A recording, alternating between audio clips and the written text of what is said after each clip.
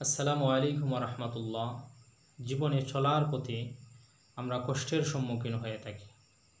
অনেক সময় বিপদ চলে আসে, বালা মুসিবত চলে আসে।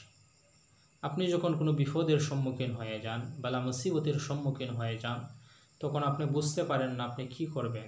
আপনি পেরেশান হয়ে যান, অস্থির হয়ে যান, ধৈর্যহারা হয়ে যান। কিন্তু যখন আপনার সামনে কোনো বিপদ চলে আসে, বালা মুসিবত চলে আসে, তখন আপনি ধৈর্যহারা হলে চলবে না। আপনাকে ধৈর্য ধারণ করতে হবে, আল্লাহর উপর ভরসা রাখতে হবে। আল্লাহ সুবহানাহু ওয়া তাআলা ঘোষণা করেছেন, ইন্না মাআল উসরি ইউসরা, নিশ্চয়ই কষ্টের পরে রয়েছে সুখ, কষ্টের পরে রয়েছে আনন্দ। এজন্য যখনই কোনো বালা মুসিবত চলে আসে, কোনো কষ্ট চলে আসে, দুঃখ চলে আসে, বিপদ চলে আসে, তখন আপনি ধৈর্য ধারণ করে আল্লাহর কাছে সাহায্য চাইতে হবে।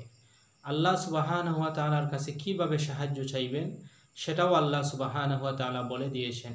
সূরা বাকারার মধ্যে আল্লাহ পাক ইরশাদ করেন, ইয়া আইয়ুহাল্লাযীনা আমানুস্তাঈনু বিস-সাবরি ওয়াস-সালাহ, হে ঈমানদারগণেরা, তোমরা ধৈর্য এবং নামাজের মাধ্যমে আমি আল্লাহর কাছে সাহায্য প্রার্থনা করো। আল্লাহর কাছে সাহায্য চাইতে হবে ধৈর্যের মাধ্যমে এবং নামাজের মাধ্যমে।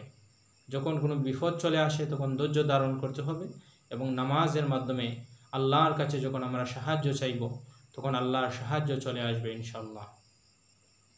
বিপদ থেকে, বালা মুসিবত থেকে বেঁচে থাকার জন্যে রাসূলুল্লাহ সাল্লাল্লাহু আলাইহি ওয়াসাল্লাম একটি আমল বলে দিয়েছেন। বুখারী মুসলিম শরীফের হাদিস। আল্লাহর হাবিব ইরশাদ করেন, যদি কোনো মানুষ প্রত্যেক দিন সকালবেলা আয়াতুল কুরসি তেলাওয়াত করে এবং ঘুমানোর আগে রাত্রিবেলা আবার আয়াতুল কুরসি তেলাওয়াত করে ঘুমিয়ে যায়, আল্লাহ সুবহানাহু ওয়া তাআলা ওই মানুষকে সব ধরনের বিপদ থেকে, বালা মুসিবত থেকে হেফাজতে রাখেন। আল্লাহ সুবহানাহু ওয়া তাআলা যেন আমাদেরকে তৌফিক দান করেন, আমিন।